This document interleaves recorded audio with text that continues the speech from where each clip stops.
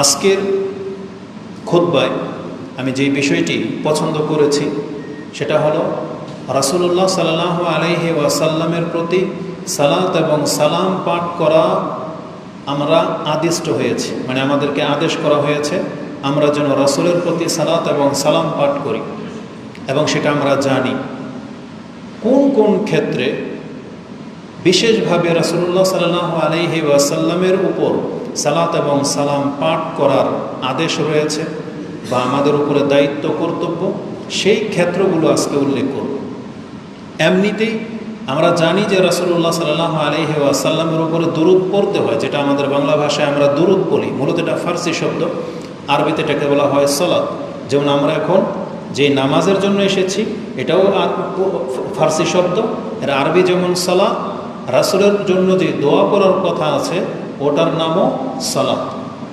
তো সেই সালাত আপনি রাসূলুল্লাহ সাল্লাল্লাহু আলাইহি ওয়াসাল্লামের উপরে কোন কোন ক্ষেত্রে কখন কখন করলে বেশি নেকি বা কী বেনিফিট পাবেন এই সম্পর্কে হবে আজকের খুতবা।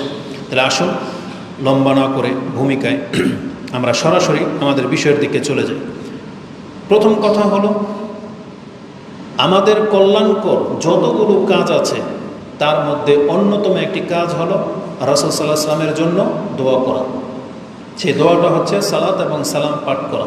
এটা হচ্ছে অনেক বড় কল্যাণকর কাজ এবং এটা আমাদের উপরে দায়িত্বও বটে, বরং এটা রাসূলুল্লাহ সাল্লাল্লাহু আলাইহি ওয়াসাল্লামের একটা হক আমাদের উপর। প্রত্যেকটা জিনিসের কিছু হক থাকে, যেমন আল্লাহর হক রয়েছে আমাদের উপরে, আমাদের হক রয়েছে আল্লাহর কাছে, তেমনি আমাদের রাসূল সাল্লাল্লাহু আলাইহি ওয়াসাল্লাম তার রাসূল হওয়ার ক্ষেত্রে আমাদের উপরে অনেক বেশি হক আছে। একটা হক হলো তার প্রতি ঈমান আনা, একটা হক হলো তাকে সবচেয়ে বেশি ভালোবাসতে হবে, একটা হক হলো তার সুন্নাহগুলো অন্তর থেকে গ্রহণ করতে হবে, আমল করার চেষ্টা করতে হবে, একটা হক হলো মানুষের কাছে তার নামের দাওয়াত দিতে হবে যে মুহাম্মদ নামের একজন রাসূল, তিনি সর্বশেষ নবী, তার প্রতি ঈমান আনো, তাহলে নাজাত আছে। এটা হচ্ছে রাসূলের হক। রাসূলুল্লাহ সাল্লাল্লাহু আলাইহি ওয়াসাল্লামের একটা হক হলো আমাদের উপরে আমরা তার জন্য বেশি বেশি দোয়া করব, তাকে সালাত এবং সালাম তাকে জানাবো, এটা আমাদের উপরে রাসূল সাল্লামের হক। সেই হকটা কিভাবে আমরা আদায় করব সেটা হচ্ছে আজকের আলোচনার মূল বিষয়। এই মর্মে গুরুত্বের ক্ষেত্রে আমি আপনাকে কোরআন থেকে একটা আয়াত পাঠ করেছি, সূরা আহজাব 33 নম্বর সূরার 56 নম্বর আয়াতে আল্লাহ সুবহানাহু ওয়া তাআলা আমাদেরকে এইভাবে আদেশ করেছেন যে ইয়া আইয়ুহাল্লাযীনা আমানু সাল্লু আলাইহি ওয়া সাল্লিমু তাসলিমা, হে ঈমানদাররা তোমরা রাসূলের উপরে সালাত পাঠ করো এবং তাকে অন্তর থেকে সালাম জানাও। এটা আমাদেরকে আদেশ করা হয়েছে। এখানে আল্লাহ সুবহানাহু ওয়া তাআলা এই আদেশটা করার পূর্বে তিনি তার নিজের সম্পর্কে বলেছেন যে রাসূলুল্লাহ সাল্লাল্লাহু আলাইহি ওয়াসাল্লামের মর্যাদা কি আমার কাছে জেনে নাও, যে আমি আল্লাহ নিজে রাসূলের উপরে সালাত পেশ করে থাকি এবং ফেরেশতারাও রাসূলের উপরে সালাত পেশ করে থাকে। তাহলে আল্লাহ এবং ফেরেশতা এখন দুইটা পার্সন, এক হচ্ছেন স্রষ্টা আর সৃষ্টিদের মধ্য থেকে ফেরেশতা। তারা যদিও ধরে নিলাম আমাদের মতোই সৃষ্টি, কিন্তু স্রষ্টা কিভাবে রাসূলের উপরে সালাত পাঠ করে এটার অর্থ কি হবে এটা আমাদেরকে জানতে হবে। যদিও এটা অন্য কোনো বিষয় অন্য কোনো দিন বলার প্রয়োজন ছিল, কিন্তু এটা গুরুত্বপূর্ণ বিষয় বিদায় এটা আজকে এখানে একটু খোলাসা করে দিই। সালাত মূলত দোয়া, যেমন আমরা বাংলায় বলি দোয়া, দোয়া আরবি শব্দ, ওটার অর্থ আপনি বুঝেছেন যে দোয়া করেন, মানে আপনি তখন বুঝতে পারেন আপনাকে কি আদেশ করা হয়েছে। যখনই একটা ব্যক্তি বসে মোনাজাত করতেছে বা দোয়া করতেছে, আপনি অপর ব্যক্তিকে বলতেছেন যে উনি দোয়া করতেছেন। একে অপরের কাছে আমরা যখন চাই, কি চাই, যে আমার জন্য দোয়া করেন, তার মানে দোয়া শব্দটা আমরা বুঝি। এই দোয়ার আরেকটা আরবি হলো সালাত। সালাত মানে হলো দোয়া। যেমন কোরআনের অনেক জায়গায় এটা ব্যবহার করা হয়েছে, এটা আমরা অন্য কোনো বক্তব্যের মধ্যে বলতে হবে, কারণ আমাদের লম্বা হয়ে যাবে আজকের বিষয়টা। তো সালাত মানে হচ্ছে দোয়া। যখনই আপনি রাসূলের জন্য সালাত বলবেন আল্লাহর কাছে, তাতে আপনি কয়েকটা জিনিস যেন আল্লাহর কাছে চাচ্ছেন। কি? একটা হলো আল্লাহ তাকে ক্ষমা করা হোক, আল্লাহ তার উপর রহম করুক, আল্লাহ তাকে বরকত দেখ, আল্লাহ তাকে মর্যাদাবান করুক, এই সবগুলো জিনিস সালাত শব্দের মধ্যে আছে। মানে এক কথায় সালাত বললে এতগুলো কিছু চাওয়া হয়। এটা আপনি একটা নয়, একাধিক হাদিস বা কোরআনের আয়াত থেকে প্রমাণ করা সম্ভব। আপাতত জেনে নেন, সালাত শব্দের মধ্যে অনেকগুলো জিনিস একসাথে মিক্স করা আছে, যেটাতে একটা শব্দ দিয়ে আল্লাহ সুবহানাহু ওয়া তাআলা ব্যবহার করেছেন। সালাত মানি যে বরকত হয়, এর ব্যাখ্যা ইমাম বুখারী রাহিমাহুল্লাহ তিনি আব্দুল ইবনে আব্বাস রাদিয়াল্লাহু তাআলা আনহুমা থেকে গ্রহণ করেছেন। এই আয়াতের তাফসিরে বুখারীতে আপনি 65 নম্বর অধ্যায় কিতাবুত তাফসিরে যাবেন, তাতে 33 নম্বর সূরার এই আয়াতের তাফসিরে গেলে দেখতে পাবেন ইমাম বুখারী বলেন, কালা ইবনু আব্বাস রাদিয়াল্লাহু তাআলা আনহুমা বলেন, ইউসাল্লুন, তারা রাসূল সাল্লাল্লাহু উপরে যে সালাত পাঠ করে, এর মানে কি? ইউবাররিকুন, তারা তার বরকতের জন্য দোয়া করে। ইউসাল্লুনা মানে ইউবাররিকুন, বরকতের জন্য দোয়া করে। তাহলে সালাত মানে হচ্ছে বরকত। যদিও হাদিস বলে, কোরআনের আয়াত বলে যে না, বরকত আরেকটা জিনিস, যেমন সেটা আপনারা ওই দুরুদের মধ্যে পাবেন, একটু পরেই আসবে সেই কথাটা। তা আপাতত নিয়ে নেন, সালাত মানে বরকত, সালাত মানে রহমত, সালাত মানে মাগফিরা, ক্ষমা, আর অনেক কিছু সালাতের মধ্যে আছে। আর আল্লাহর সালাত মানে কি? আল্লাহ যে রাসূলের উপরে সালাত পেশ করে, এটার অর্থ কি হবে? ইমাম বুখারী রাহিমাহুল্লাহ তিনি তার কিতাবে উল্লেখ করেন, কালা আবুল আলিয়া, প্রখ্যাত একজন তাবি বা তাবি, তিনি বলেন, সালাতুল্লাহ, আল্লাহর সালাত মানে হলো সানাউহু আলাইহি ইনদাল মালাইকা, মানে আল্লাহ নিজে মুহাম্মদ সাল্লাল্লাহু আলাইহি ওয়াসাল্লামের গুণ, মর্যাদা এবং তার বরত্বের কথা ফেরেশতাদের সামনে তুলে ধরেন। এটা আল্লাহ সব সময় রাসূল সাল্লাল্লাহু আলাইহি ওয়াসাল্লামের মর্যাদা, যে উনি শেষ নবী, উনি হচ্ছেন আমার প্রিয় বান্দা, উনি হচ্ছেন সবচেয়ে ভালো, ওনার চরিত্র সবচেয়ে উত্তম, তার অনেক উম্মত হবে, মানে রাসূল সাল্লামকে নিয়ে আল্লাহ ফেরেশতাদের কাছে রাসূলের মর্যাদা তুলে ধরেন। এটা হচ্ছে আল্লাহর পক্ষ থেকে রাসূলের উপরে সালাত পাঠ বা সালাত পেশ করা। মানে আল্লাহ তাকে তার মর্যাদার কথা, শুধু ফেরেশতা কেন, আল্লাহ আমাদের কাছে পর্যন্ত রাসূলুল্লাহ সাল্লাল্লাহু আলাইহি ওয়াসাল্লামের মর্যাদার কথা তুলে ধরেছেন কোরআনের বেশ কিছু আয়াতে। তো এটা হলো আল্লাহর পক্ষ থেকে রাসূলের উপরে সালাত। আর ফেরেশতাদের সালাত কি? তখন তিনি বলেন, ওয়া সালাতুল মালাইকা, এর মানে হলো আদ-দুআ, মানে ফেরেশতারা আল্লাহর কাছে ওই জিনিসগুলোই চায় যেগুলো আল্লাহ তাকে দিয়ে থাকেন, যে আল্লাহ মুহাম্মদের উপরে বরকত নাজিল করা হোক, তার পরিবারের উপরে বরকত নাজিল করা হোক, আল্লাহ তাকে তুমি ক্ষমা করো, আল্লাহ তাকে তুমি উচ্চ মর্যাদায় দাও, এটা ফেরেশতারা তলব করে। আর ওই কথাটাই আল্লাহ আমাদেরকে জানিয়েছেন, যখন আল্লাহ নিজে মুহাম্মদ সাল্লাল্লাহু আলাইহি ওয়াসাল্লামকে এতটা মূল্যায়ন করেন, ফেরেশতারা যখন আমার কাছে দোয়া করেন, তাহলে তোমরা কেন বাকি থাকবে? হে ঈমানদাররা, তোমরাও এই মুহাম্মদ সাল্লাল্লাহু আলাইহি ওয়াসাল্লামের উপরে সালাত পেশ করো। খুব সূক্ষ্মভাবে দেখলে আয়াতের প্রথমে কি আছে? ইন্নাল্লাহা ওয়া মালাইকাতাহু ইউসাল্লুনা আলান নবী, আল্লাহ এবং ফেরেশতাদের ক্ষেত্রে শুধু সালাত শব্দটা আছে, কিন্তু আমাদের ক্ষেত্রে আল্লাহ সুবহানাহু ওয়া তাআলা বলছেন শুধু সালাত যথেষ্ট হবে না, আমার নবীকে তোমাদেরকে সালামও দিতে হবে। সালাত এবং সালাম দুইটা। তাহলে সালাত এবং সালাম দুইটা ভিন্ন জিনিস, এক জিনিস না। যেটা আল্লাহ এখানে দুইটা শব্দ বলেছেন, সাল্লু আলাইহি ওয়া সাল্লিমু তাসলিমা। তাহলে আমরা আজকে শিখব যে সালাত এবং সালাম কি এবং কিভাবে রাসূলুল্লাহ সাল্লাল্লাহু আলাইহি ওয়াসাল্লামের উপরে পেশ করতে হয়। ইমাম নববী রাহিমাহুল্লাহ তিনি বলেন যে সালাত এবং সালামটা কি, আপনাকে আগে প্রথম বলি। তো আল্লাহর পক্ষ থেকে যখন বলা হয়েছে যে সাল্লু, তোমরা আমার নবীর উপরে সালাত পেশ করো, পাঠ করো, সেটা কি? সাহাবায়ে কেরামরা সেটা বোঝে নাই সেটা কি, কারণ এই শব্দটা নতুন নাজিল হয়েছে। তখন সাহাবায়ে কেরামদের মধ্য থেকে তারা রাসূল সাল্লাল্লাহু আলাইহি ওয়াসাল্লামকে প্রশ্ন করেছেন। সেই প্রশ্নটা এইরকম ছিল, ফাকাল আলাহু, রাসূল সাল্লাল্লাহু আলাইহি ওয়াসাল্লামকে বললেন, বশির ইবনু সাদ একজন সাহাবী, আমারনাল্লাহু তাআলা আন নুসাল্লি আলাইকা ইয়া রাসূলুল্লাহ, আমরা তো আল্লাহর পক্ষ থেকে আদেশ প্রাপ্ত হয়েছি আপনার উপরে সালাত পেশ করার জন্য। তাহলে কাইফা নুসাল্লি, ফাকাইফা নুসাল্লি আলাইকা, আপনার উপরে কিভাবে আমরা সালাত পাঠ করব, এটা এইভাবে জিজ্ঞাসা করা হয়েছে। রাসূলুল্লাহ সাল্লাল্লাহু আলাইহি ওয়াসাল্লাম নিজে থেকেও যা খুশি তা বলে দেন নাই।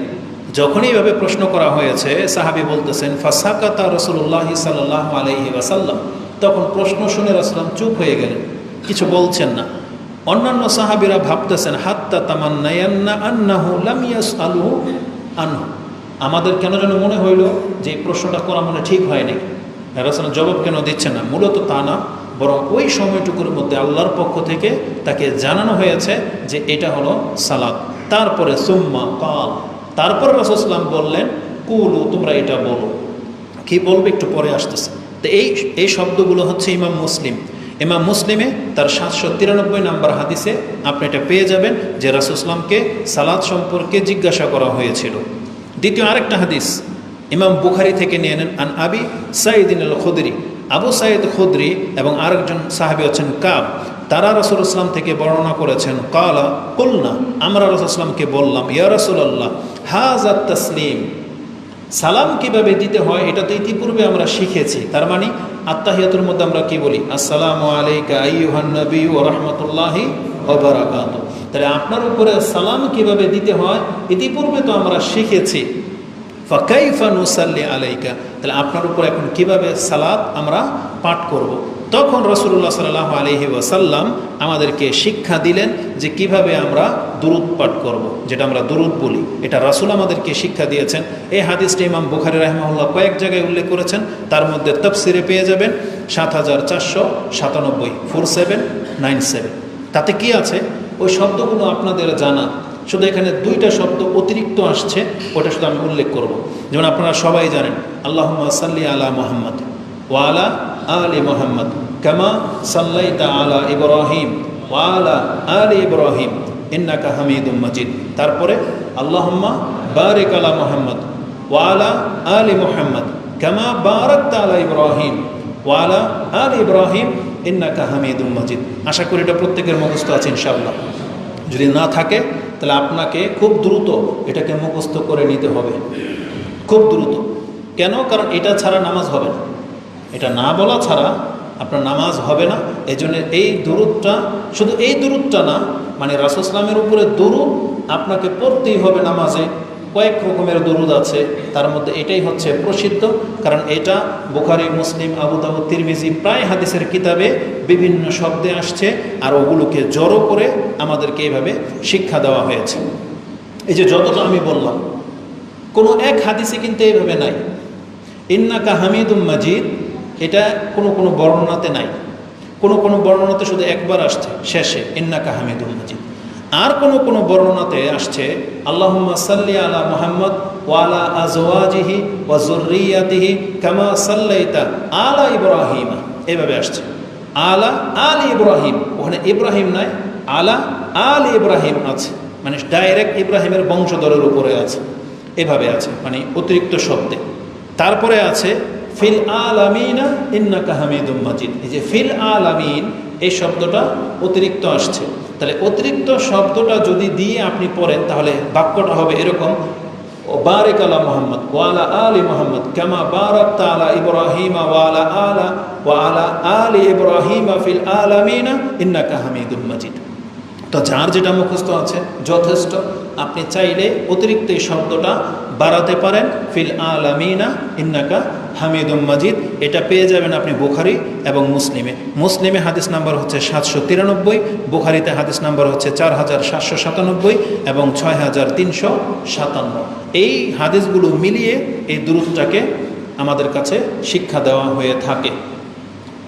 চাইলে আপনি আরও দুটো শব্দ বাড়াইতে পারেন, কি ওয়া আজওয়াজিহি ওয়া যুররিয়াতিহি, আল্লাহ তার স্ত্রীদের উপরেও এবং তার সন্তানদের উপরেও আপনি সালাত এবং বরকত পাঠ করে দেন। এটা হচ্ছে দুরূদ।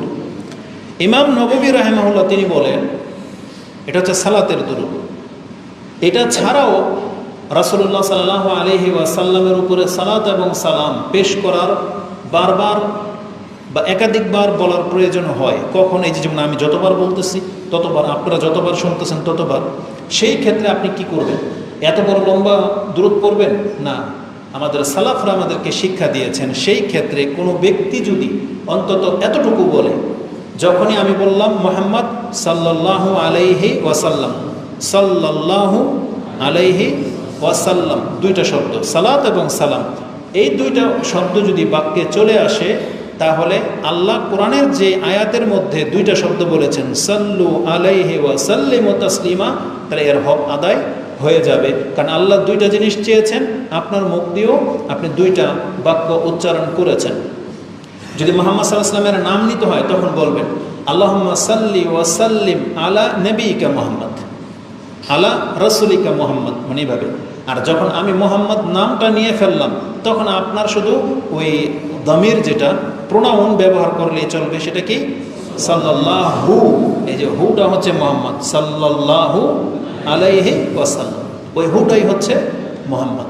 তো এতটুকু বললে যথেষ্ট হয়ে যাবে। এই জন্য দেখবেন হাদিসের কিতাবে যখনই রাসূল সাল্লাল্লাহু আলাইহি ওয়াসাল্লামের নাম আসছে, সাহাবায়ে কেরামরা এবং আমাদের এই হাদিসের কিতাব যারা লিখেছেন তারা সাথে সাথে সাল্লাল্লাহু আলাইহি ওয়াসাল্লাম এই শব্দটা যোগ করেছেন। তাহলে এতটা বললেও আপনার দুরুদ এবং সালাম পাঠ করা হয়ে যাবে।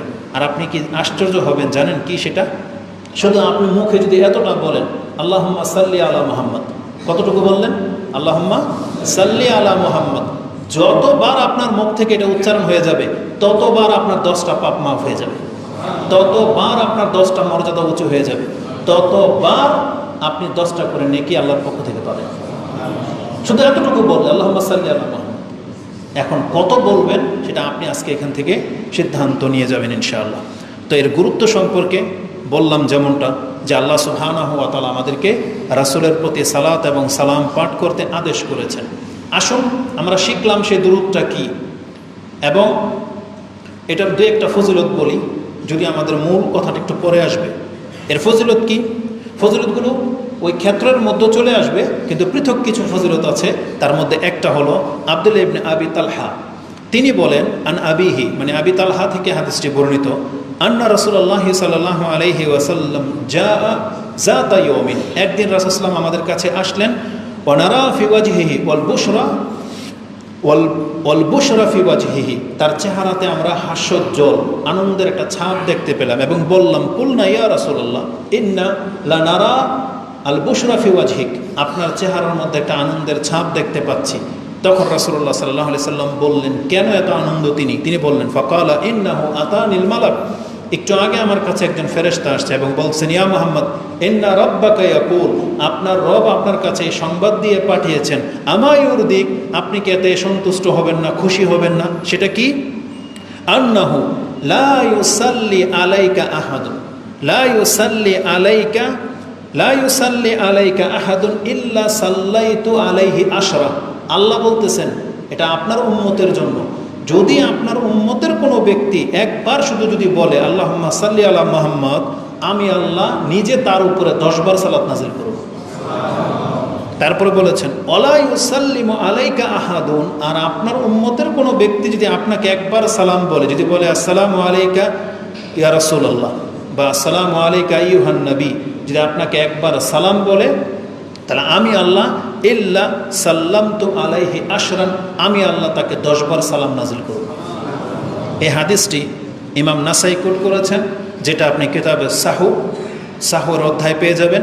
হাদিস হচ্ছে 1283, আর বাংলা অ্যাপসের ইসলামিক ফাউন্ডেশনের যে নাম্বার সেটা আপনি 1285-তে পেয়ে যাবেন। 1285, 86, 87 এই হাদিসগুলো সব রাসূল সাল্লাল্লাহু উপরে সালাত পড়া সংক্রান্ত প্রায় 10টা হাদিস পাবেন, প্রায় 90 পর্যন্ত, 1280 থেকে নিয়ে 1290 পর্যন্ত পড়েন, 95 পর্যন্ত, এগুলো সব হচ্ছে রাসূলের প্রতি সালাত এবং সালাম পাঠ করা সংক্রান্ত রয়েছে।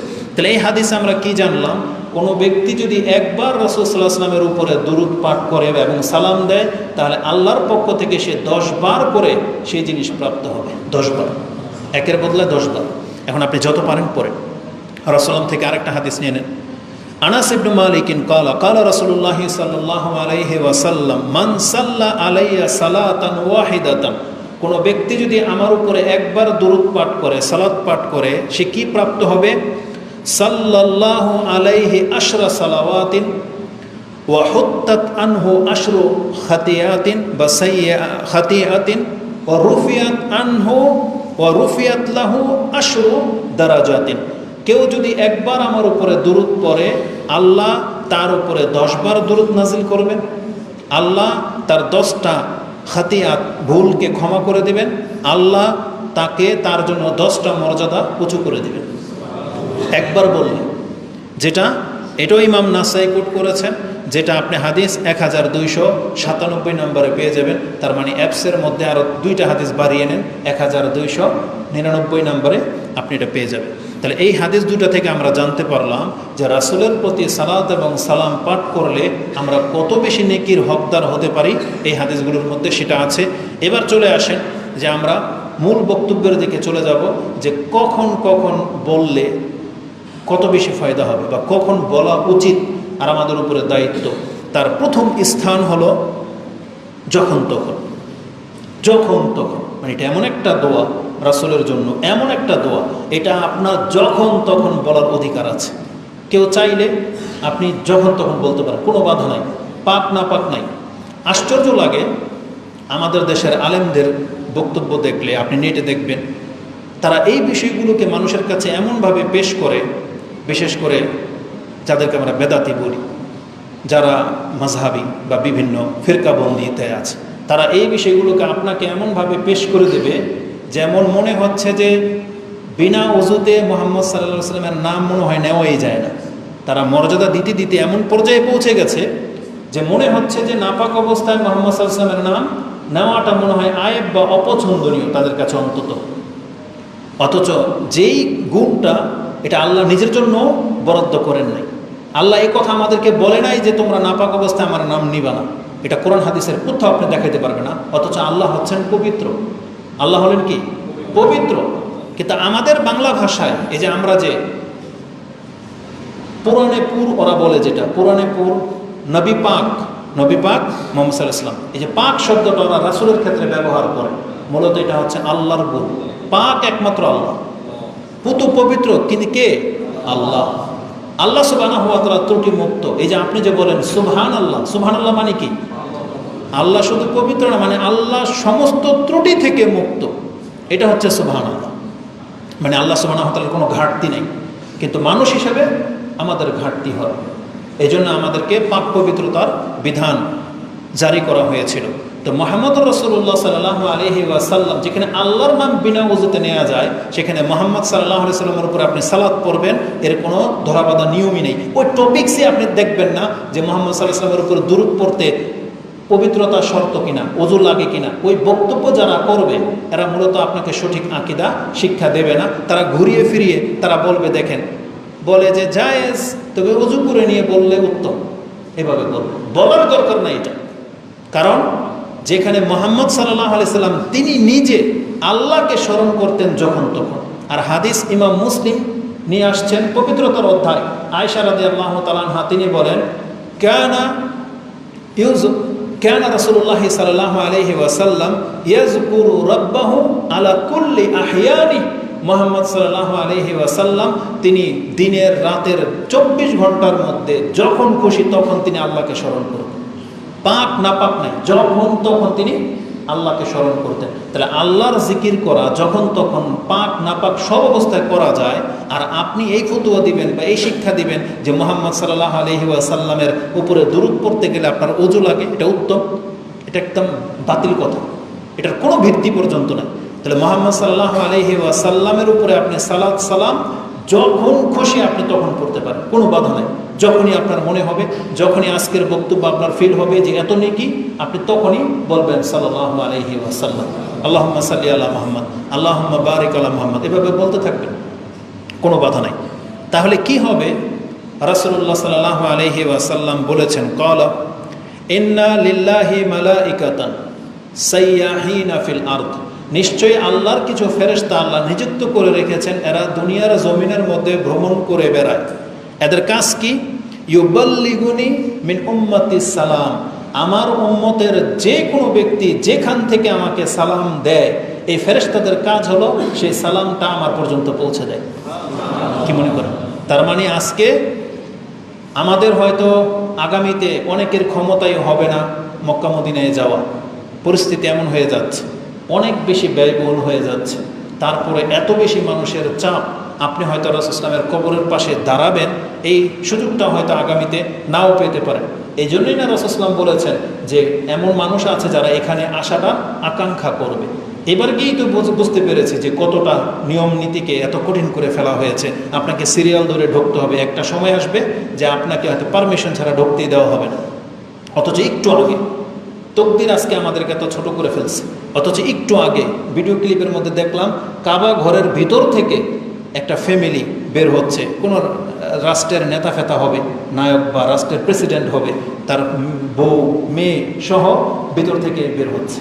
তাহলে কাবা ঘরের ভিতরে পর্যন্ত আজকে নেতাগিরির মাধ্যমে ঢোকার পারমিশন আছে, কিন্তু এলমের ভিত্তিতে, আপনার সততার ভিত্তিতে ঢোকার সেখানে পারমিশন আপনাকে চিনবেই না কেউ। তাহলে পরিস্থিতি এমন হয়ে গেছে, আরও কঠিন হয়ে যাবে হয়তো। তো আল্লাহ সুবহানাহু ওয়া তাআলা আমাদের জন্য এই ব্যবস্থা করে রেখেছেন যে যেই ব্যক্তি রাসূলের সামনে এসে সালাম দেওয়ার ক্ষমতা রাখে না, ও যেখান থেকে দেখ আমার ফেরেশতারাই সালাম রাসূলের কাছে পৌঁছে দেবে। এই ব্যবস্থা আল্লাহ করেছেন। এবং আপনি জেনে নিন, একটু পরে সেই হাদিস আসবে, আপনার নাম নিয়ে জানানো হয়, আপনার উম্মতের অমুকের ছেলে অমুক আপনাকে সালাম জানিয়েছে। ইনশাআল্লাহ আল্লাহ সুবহানাহু ওয়া তাআলার অনেক বড় একটা অনুগ্রহ। তো এই হাদিসটি এটাও নাসাই থেকে নিয়ে নেন, 1282 থেকে 85 এর মধ্যে আপনি পেয়ে যাবেন, 1282 এর মধ্যে আপনি পেয়ে যাবেন যে রাসূল বলেছেন ইউবাল্লিগুনি মিন উম্মতি সালাম, আমার উম্মতের সালামগুলো আমার কাছে পৌঁছে দেওয়ার ব্যবস্থা আল্লাহ সুবহানাহু ওয়া তাআলা করেছেন।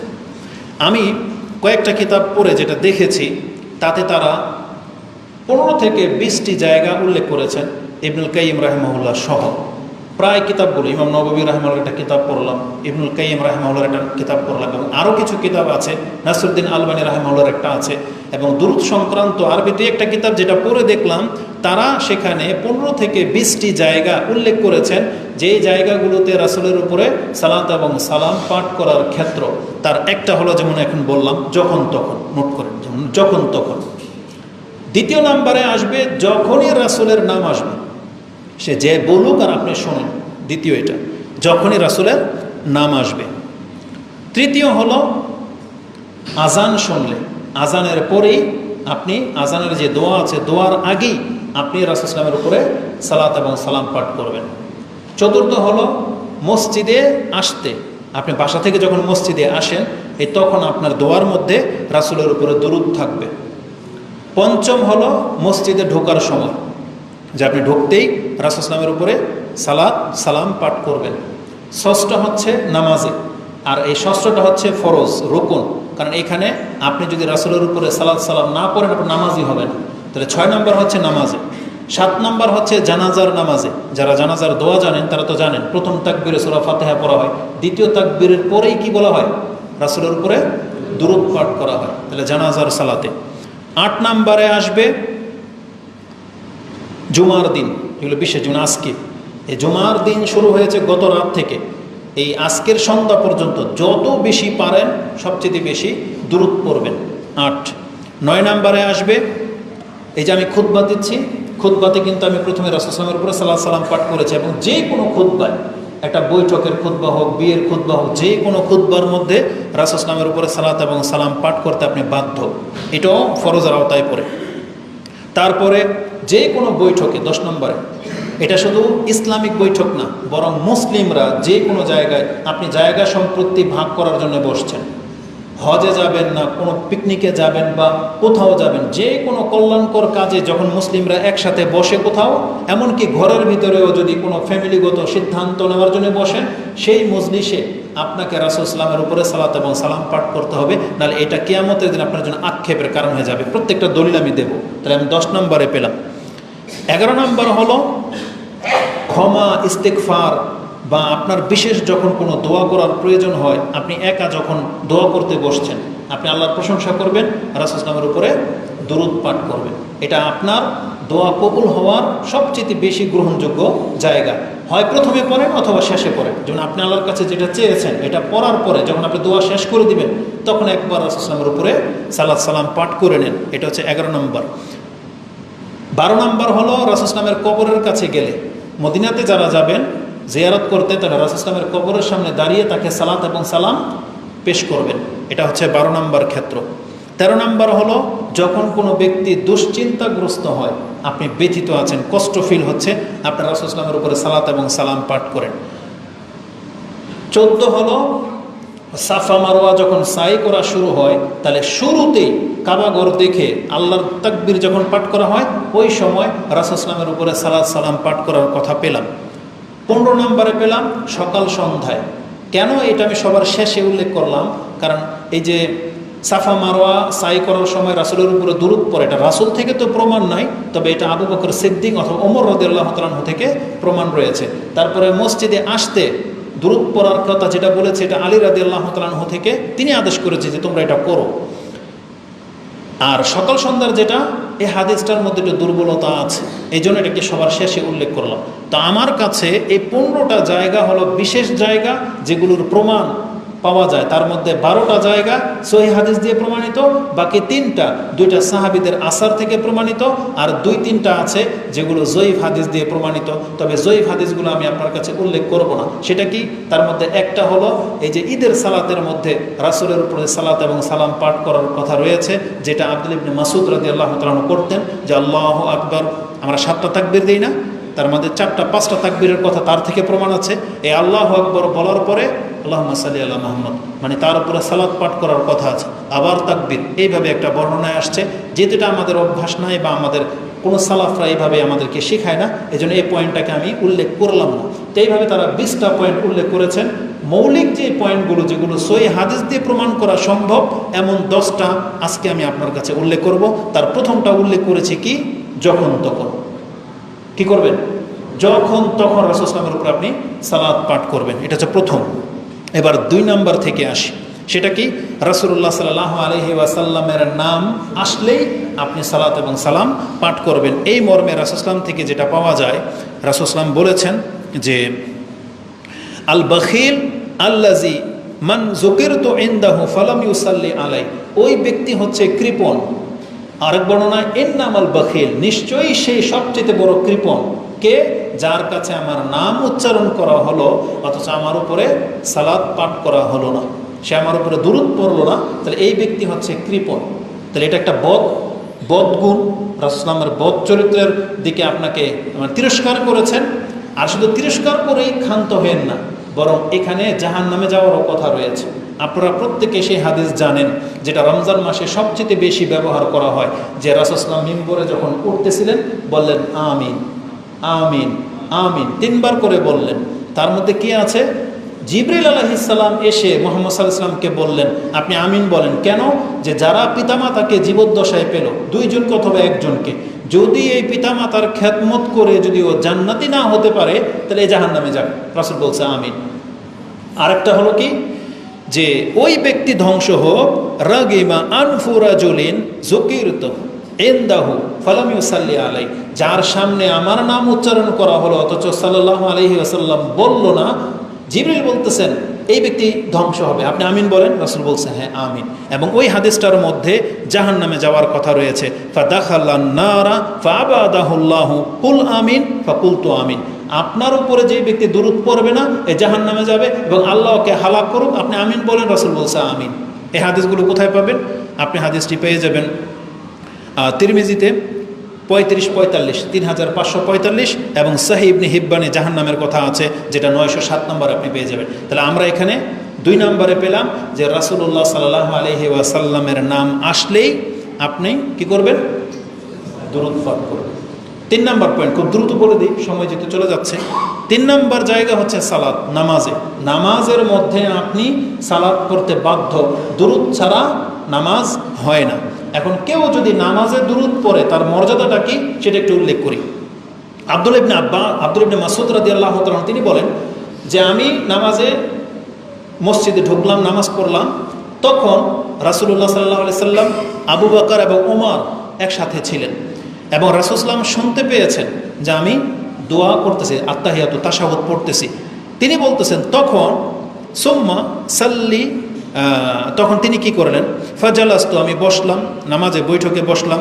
ফাদাউতু বিশানি, আমি এখন দোয়া করতে বসলাম।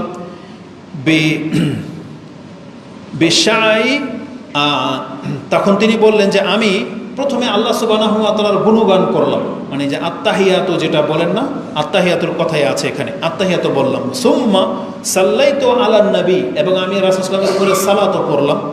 সুম্মা দাউতু লিনাফসি, এখন আমি আমার জন্য দোয়া চাচ্ছিলাম।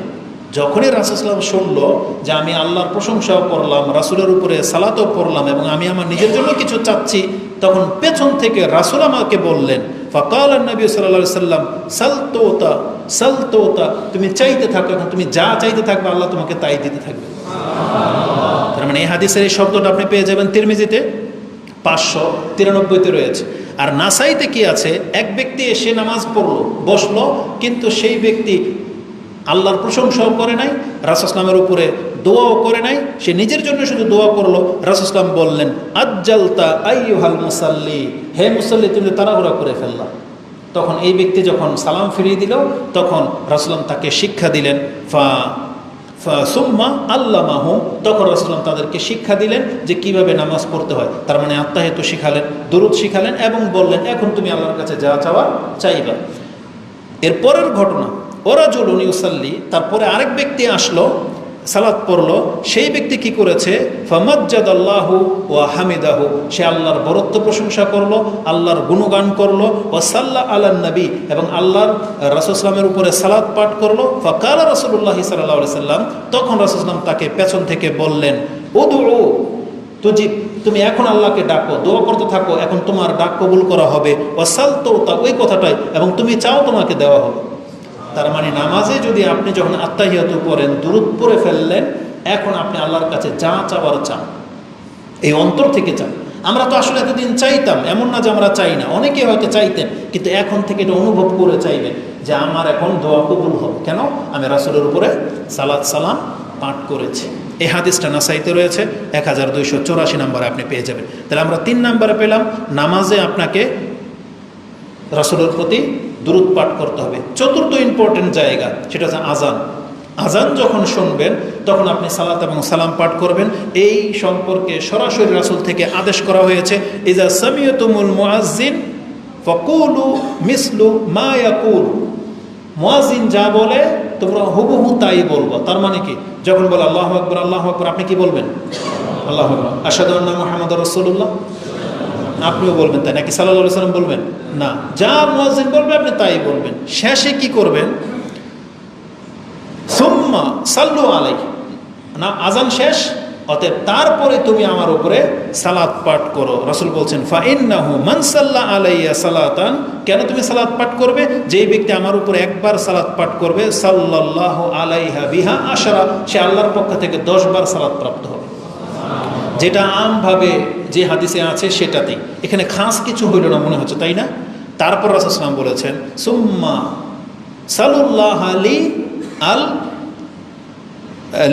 আল ওয়াসিলা, তুমি তারপরে আমার জন্য আল্লাহর কাছে দোয়া করো যে আল্লাহ মুহাম্মদ সাল্লাল্লাহু আলাইহি ওয়াসাল্লামকে ওসিলা দান করেন। এই ওসিলা চাওয়ার দোয়াটা কোথায় আছে? এই আজানের দোয়ার মধ্যে আছে, আছে না? তার মানে আজকে আমরা এই হাদিস থেকে যেটা জানলাম, আপনি প্রথমে আজানের জবাব দেবেন, ইমাম মুয়াজ্জিন যা বলবে আপনি তা বলবেন। কেবলমাত্র হাইয়া আলাস সালাহ হাইয়া আলাল ফালাহ, তখন কি বলতে হয়? যেটা আলহামদুলিল্লাহ এটা আমরা সবাই জানি। তাহলে আজানের জবাবের পরে রাসূল কি করতে বলছে? দুরূদ পড়তে বলছে, যেটা অধিকাংশ মানুষ হয়তো করেন না। আপনি হয়তো ডাইরেক্ট হয়তো আজানের দোয়া করে ফেলেন না, আগে রাসূল সাল্লাল্লাহু আলাইহি ওয়াসাল্লামের উপরে আপনি দুরূদ পড়েন। যদি পুরোটা পড়েন নাহলে অতটুকু পড়েন, অন্তত আল্লাহুম্মা সাল্লি আলা মুহাম্মদ এটা বলেন, বা আল্লাহুম্মা সাল্লি ওয়া সাল্লিম আলা নবিকা মুহাম্মদ, এটা বলার পরে আপনি আজানের দোয়াটা পড়েন। আর আপনি যদি আজানের দোয়াটা পড়েন তাহলে আপনার বেনিফিট কী হবে জানেন? রাসূল বলেছেন, ফামান সালা লিল ওয়াসিলা, যেই ব্যক্তি আমার জন্য ওসিলার দোয়া করবে, হাল্লাত লাহু শাফাআতু, তাহলে আমি মুহাম্মাদের শাফাত তার জন্য অবধারিত হয়ে যাবে। তার মানে কিয়ামতের মাঠে যদি আপনি রাসূল সাল্লাল্লাহু আলাইহি ওয়াসাল্লামের শাফাত পেতে চান, তাহলে আজানের জবাবও দেবেন, রাসূল সাল্লাল্লাহু আলাইহি ওয়াসাল্লামের উপরে দুরূদও পড়বেন, এবং আজানের যে দোয়াটা আছে সেই দোয়াটা আপনি করবেন, তাহলে আপনি রাসূল সাল্লাল্লাহু আলাইহি ওয়াসাল্লামের শাফাতের হকদার হয়ে যাবেন। আর এই হাদিসটি রয়েছে মুসলিমে, হাদিস মুসলিমে আছে 735-এ, তিরমিজিতে আছে 3614। তো বলেছিলাম পঞ্চম মসজিদে ঢোকার সময় আপনি রাসূল সাল্লাল্লাহু আলাইহি ওয়াসাল্লামের উপরে সালাত সালাম পাঠ করবেন। অধিকাংশ মানুষ হয়তো আমরা দোয়াই করি না, আর যারা করি তারা শুধু এতটা করি, আল্লাহুম্মা আফতাহ লি আবওয়াবা রাহমাতিকা। দেখবেন প্রায় মসজিদে লেখা আছে মসজিদে প্রবেশের দোয়া কি, আল্লাহুম্মা আফতাহ আলি আবওয়াবা রাহমাতিকা। এটা 3টা টুকরার মাত্র একটা, 3টা টুকরার মাত্র একটা। যদি সমস্ত হাদিসগুলোকে জড়ো করে দেওয়া হয় তাহলে দোয়াটা হবে এইরকম। আপনি যখনই মসজিদের গেটে আসবেন বলবেন আউযু বিল্লাহিল আজিম ওয়া সুলতানিহিল কাদিম। এখানে আরেকটা শব্দ ছুটে গেছে, আউযু বিল্লাহিল আজিম ওয়া ওয়াজহিহিল কারীম ওয়া সুলতানিহিল কাদিম মিনাশ শাইতানির রাজিম বিসমিল্লাহ ওয়াসসালাতু ওয়াসসালামু আলা রাসূলিল্লাহ আল্লাহুম্মা গফিরলি যামবি ওয়াফতাহ আলি আবওয়াবা রাহমাতিকা। এই যে আল্লাহর কাছে ক্ষমা চাওয়াটা আপনি চান না, যে আল্লাহুম্মা গফিরলি যামবি ওয়াফতাহ আলি আবওয়াবা রাহমাতিকা, অথচ আসলটাই আপনি ছেড়ে দিলেন যে আল্লাহর কাছে যে ক্ষমা চাইতে হয় তখন, তারপরে বিসমিল্লাহ অনেক সময় বলেন না। এজন্য ওই দোয়া কারেকশন করতে হবে। অবশ্যই সম্পূর্ণ দোয়া লিখলে পুরোটা লিখতে হবে, কারণ আল্লাহুম্মা আফতাহ আলি আবওয়াবা রাহমাতিকা এটা বুখারী এবং মুসলিমের পৃথকভাবে আসছে, ঠিক আছে, কিন্তু বুখারী মুসলিমে তো এটাও আছে, বিসমিল্লাহর কথা আছে তিরমিজিতে, আবু দাউদে, নাসাইতে, তাহলে সেগুলো ছাড়বেন কেন? এই জন্য বিসমিল্লাহও আপনি রাখবেন। তাহলে এখানে আমরা পেলাম যে মসজিদে প্রবেশ করার পূর্বে আসসালাতু ওয়াসসালামু আলা রাসূলিল্লাহ এই শব্দটা আপনার পড়ার কথা রয়েছে। যে হাদিস আপনি তিরমিজিতে 314, মুসনাদে আহমদে 26,416, ইবনে মাজাতে হাদিসটি 771 রয়েছে, এটা 5 নম্বরে। এখন যদি প্রত্যেকটা কথার দলিল দিয়ে দিই তো অনেক সময় লেগে যাবে।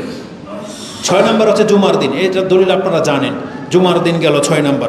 7 নম্বর হচ্ছে রাসূল সাল্লাল্লাহু আলাইহি ওয়াসাল্লামের কবরের পাশে গেলে, এটা বলে দিই। রাসূল সাল্লাল্লাহু আলাইহি ওয়াসাল্লাম বলেছেন ক্বালা লা তাজআলু বুয়ুতাকুম কুবুরা, তোমরা তোমাদের ঘরগুলোকে কবরস্থানে পরিবর্তন করে দিও না। কেন?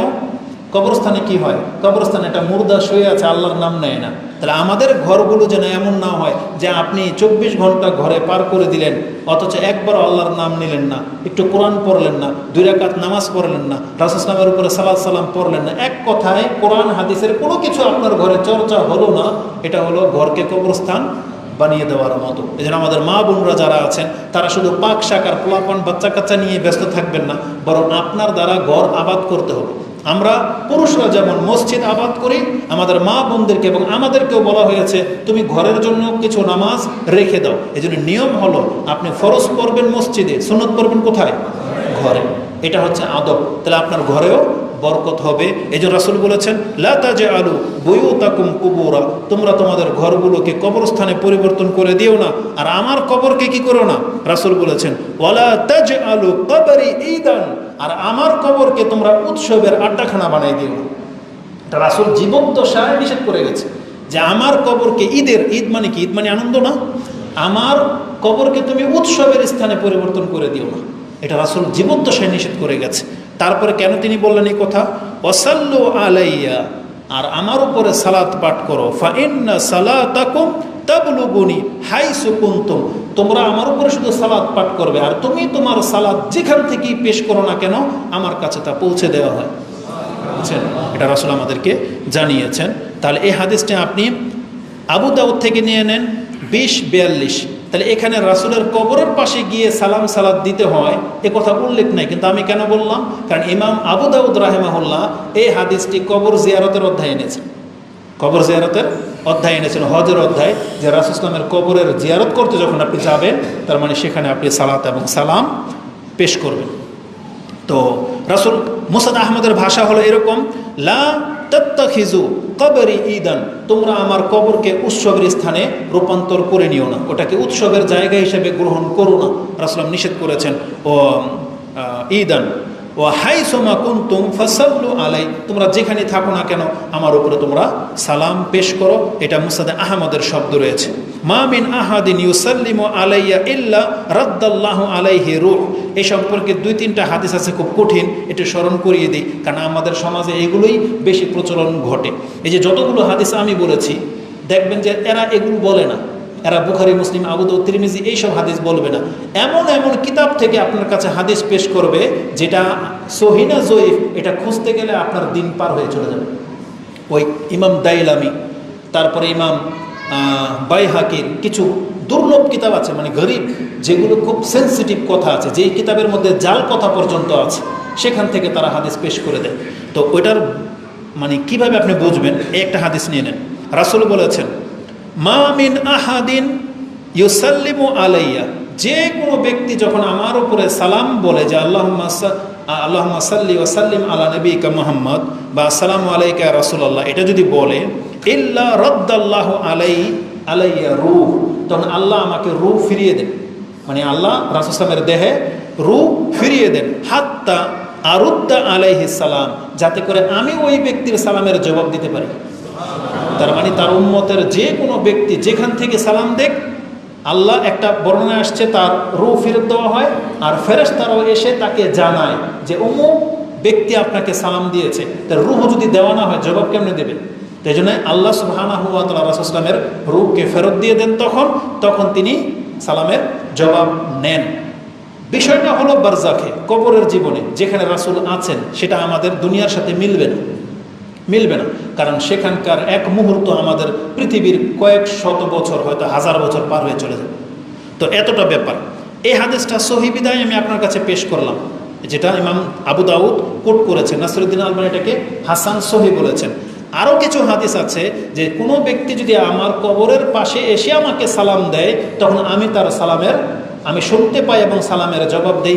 এই হাদিস অত্যন্ত দুর্বল, বরং নাসিরুদ্দিন আলবানী কোনো বর্ণনায় বলেছেন এটা হচ্ছে জাল হাদিস, যে রাসূল সাল্লামের কবরের পাশে এসে যদি কোনো ব্যক্তি সালাম দেয়, রাসূল বলতেছেন আমি শুনতেও পাই এবং জবাবও দেই। এই হাদিস মওযু, মানে জাল হাদিস। সহিহ কোনটা? এতটা, যেটা আপনি রাসূল সাল্লামের কবরের পাশে গিয়ে দিলে এমনটা হয় তা না, মানে আপনি যেখান থেকেই দেন না কেন আল্লাহ রাসূল সাল্লামের কাছে সেই সালাম পৌঁছে দেওয়ার ব্যবস্থা করেছেন। রাসূলকে শোনানো হয়, রাসূল জবাবও দেয়। কিন্তু পার্থক্য কি দুই কথার মধ্যে? একটা হলো খাস, একটা হলো আম।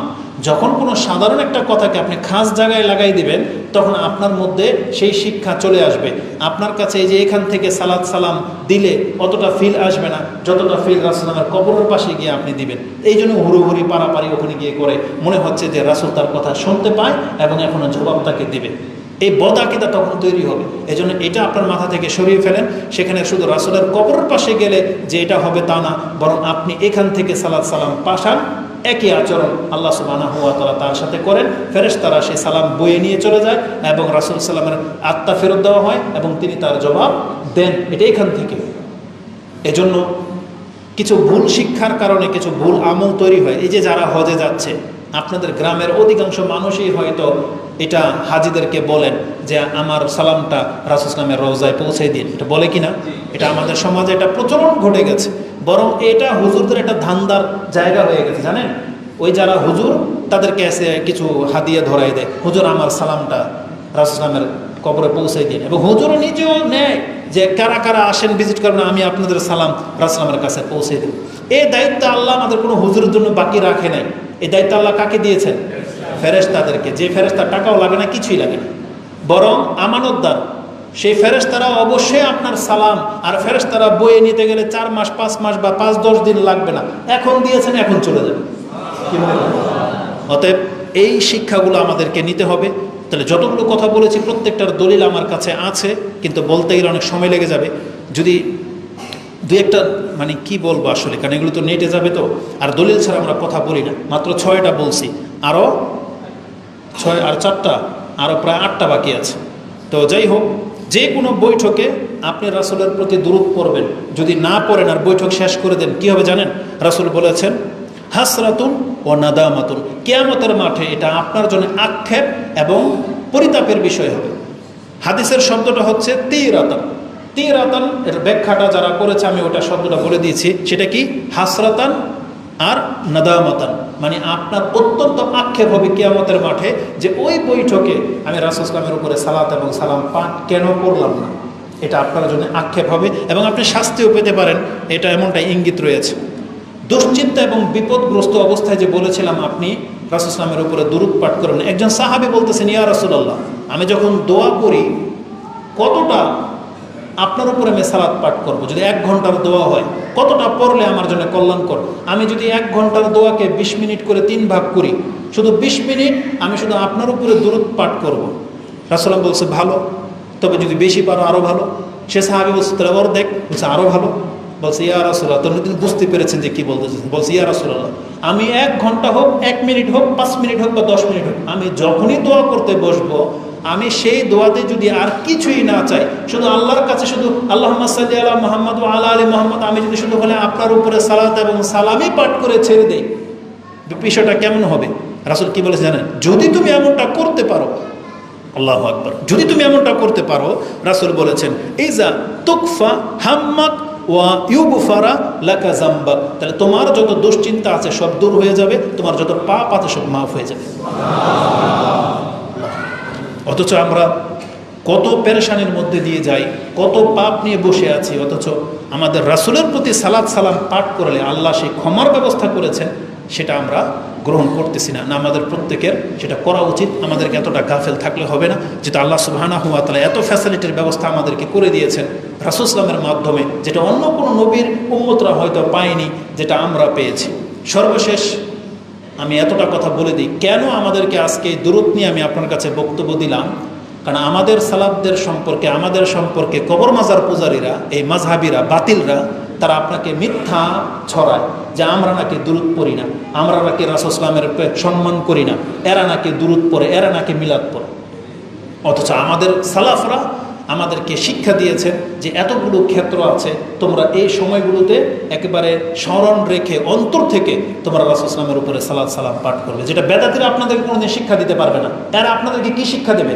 এরা বলে না যে রাসূল সাল্লাল্লাহু আলাইহি ওয়াসাল্লামের নাম নিলে সাল্লাল্লাহু আলাইহি ওয়াসাল্লাম বলতে হয়, এটা ইদানিং হয়তো বলে, কিন্তু বিংশ শতাব্দীতে আপনি এই 1400 বছরের মধ্যে এদের কিতাব খোলেন, তেমন কিছু আপনি পাবেন না। এরা আপনাকে শিখায় কি? যে রাসূলের নাম নিলে এগুলো করে না। আজান শুনলে একটা দলিল দিতে পারবে?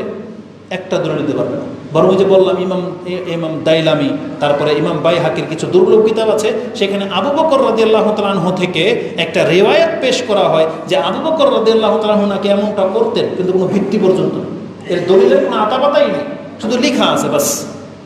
এমনটা হচ্ছে তাদের শিক্ষার ব্যবস্থা। মানে যে কাজগুলোর সাথে কোরআন হাদিসের সম্পর্ক আছে তারা ওইভাবে আপনাকে শেখায় না। যেগুলিতে মজা লাগা আছে, যেগুলোতে আমি এমন এমন হাদিস পেয়েছি যে বললাম না যে আমাদের ইমামরাই 20টা জায়গা উল্লেখ করেছেন, বাকি 8টা কেন আমি আপনার কাছে উল্লেখ করলাম না? কারণ প্রত্যেকটার দলিল খুঁজেছি, তারা নিজেরাই বলছে এ হাদিস দুর্বল, এ হাদিস জাল। তাহলে জাল আর দুর্বল হাদিসের ভিত্তিতে আমাদের আমল আমরা করতে শিখি নাই, এই জন্য ওটাও আমি আপনাদেরকে শেখাবো না। বরং এখানে প্রায় 12 থেকে 13টা জায়গা আছে যেগুলো হাদিস দিয়ে প্রমাণ করা সম্ভব। তাহলে এটা আমরা করলে কিন্তু অনেক কিছু। একবার রিপিট করে দেব, স্মরণে আছে আপনাদের? যখন তখন, যেহেতু এটা শিক্ষা, শুধু খুতবাই না, এটা শিক্ষা, আপনি কিন্তু শিখতে হবে। রাসূল সাল্লাল্লাহু উপরে সালাত সালাম পাঠ করবেন কখন? যখন তখন। দ্বিতীয় গুরুত্ব পাবে কখন? যখন তার নাম আসবে। যখনই রাসূলের নাম নিবেন এবং শুনবেন, তখন কি বলবেন? সাল্লাল্লাহু আলাইহি ওয়াসাল্লাম। এখানে একটা কথা বলে দিই, আমাদের বক্তব্য বেদাতীরা তো শোনে, তখন বলবে, আপনাকে ভুল প্রমাণ করাই দেবে। তাহলে এই মৌলবী যে বলল যখন তখন, বা রাসূল সাল্লাল্লাহু নাম আসলেই সাল্লাল্লাহু আলাইহি ওয়াসাল্লাম বলতে হয়, কোরআনে যেখানে আছে ওমা মুহাম্মাদুন ইল্লা রাসূলুন কাদ খালাত মিন ক্বাবলিহির রাসূল, এই আয়াত যখন পড়বে তখন কি আয়াত থামাই দিয়ে বলবে সাল্লাল্লাহু আলাইহি সাল্লাম? না, কারণ এই শিক্ষা আমাদেরকে দেওয়া হয়েছে। কোরআনের আয়াতের মধ্যে যখন মুহাম্মাদুর রাসূলুল্লাহ শব্দ আসবে তখন আপনি সাল্লাল্লাহু আলাইহি সাল্লাম বলবেন না, আয়াত বন্ধ করে দিয়ে। কারণ এটা আপনাদের জানা আছে, এটা কোন সময়? যখন তখন। এই যে এখন খুতবায় যেখানে আপনার কথা বলার অধিকার আছে, তখন আপনি সাল্লাল্লাহু আলাইহি সাল্লাম বলবেন। শুধু খালি কোরআনের ওই আয়াত যখন পড়া হবে, বা আজান একটু আগে না বললাম যে আশহাদু আন্না মুহাম্মাদুর রাসূলুল্লাহ, যখন এই শব্দটা আসলো আপনি কি বলবেন? আশহাদু আন্না মুহাম্মাদুর রাসূলুল্লাহ। তাহলে আমি আশা করি ইনশাআল্লাহ আমাদের ছাত্র যারা, আমাদের শ্রোতা যারা, আমাদের ভাই যারা, তারা এগুলো বুঝে জ্ঞানের সাথে চলবেন। মুকাল্লিদ হইতে আমরা বলি না, আর আমরা ভাষাও বুঝতে হবে যে খতিব কি বুঝাতে চাইল, তাই জন্য এদের পেছে পড়েন না। তো রাসূল সাল্লাল্লাহু নাম আসলেই সাল্লাল্লাহু আলাইহি সাল্লাম বলবেন। 3 নম্বর যেটা প্রাধান্য পাবে, নামাজ। নামাজে আপনি দুরূদ পড়বেন। 4 নম্বরে কি? জানাজার সালাত। এটা তো আপনারা করেনি, তো মনে থাকার কথা, জানাজার সালাত। 5ম হলো আজানের পর। 5ম কি? আজানের পর। 6ষ্ঠ হচ্ছে মসজিদে আসার সময়। এই যে আসার সময় যে পড়তে, এটা রাসূল সাল্লাল্লাহু থেকে প্রমাণিত নাই, কিন্তু এটা সাহাবা কেরাম থেকে প্রমাণিত আছে। 7 নম্বর হচ্ছে মসজিদে ঢোকার সময়। 8 নম্বরে হলো জুমার খুতবায়, যেটা আমি দিচ্ছি এবং আপনারা যখন শুনবেন, বা আপনি হয়তো বিয়ের খুতবা পড়াবেন, বা কোনো একটা খুতবা আপনাকে দিতে হয় তখন। 9 নম্বরে হবে যে কোনো বৈঠকে, সেটা পারিবারিক সিদ্ধান্ত হোক, বন্ধু বান্ধব নিয়ে এক জায়গায় বসছেন, এমনকি স্কুল কলেজের মধ্যে শিক্ষক যখন ছাত্রদেরকে শিক্ষা দেবে, ছাত্রদের শিক্ষকদের ওই ক্লাস শেষ হয়ে গেলে উচিত রাসূল সাল্লাল্লাহু আলাইহি ওয়াসাল্লামের উপরে সালাত পাঠ করা। 10 নম্বরে আসবে জুমার দিন, যত বেশি পারেন আজকে আপনি সালাত এবং সালাম পাঠ করবেন। 11 নম্বরে আসবে রাসূল সাল্লাল্লাহু আলাইহি ওয়াসাল্লামের কবরের পাশে গেলে আপনি সালাত এবং সালাম পাঠ করবেন। আর কি বলেছি? 12 নম্বরে পেরেশানিতে, মানে যখন আপনি থাকেন পেরেশানিতে, মানে কষ্টে থাকেন, তখন পড়বেন। তাহলে 12টা, এটা আপনি আজকে রিপিট করে দিলাম। আরও কিছু আপনার স্মরণ হলে খুতবা থেকে আপনি স্মরণ করিয়ে নিন। তাহলে আজকের আমাদের মূল খুতবার বিষয় ছিল রাসূলুল্লাহ সাল্লাল্লাহু আলাইহি ওয়াসাল্লামের উপরে সালাত এবং সালাম পাঠ করা। আপনি যতবার যেখান থেকে সেখান থেকে যেখানে থাকেন না কেন আপনি এটা আদায় করবেন। এবং আমি এটা দাবি করি, এটা আপনাদের কাছে এটা আমার আবদার, যে এই শিক্ষার প্রতি আমি এবং আপনি যেন আমল করতে পারি। আল্লাহ আমাদেরকে তৌফিক দান করুন। আকুলু লিকাউলি হাযা আস্তাগফিরুল্লাহ লি ওয়া লাকুম ওয়া লিসাইরিল মুসলিমিন ফাস্তাগফিরু ইন্নাহু হুয়াল গফুরুর রহিম।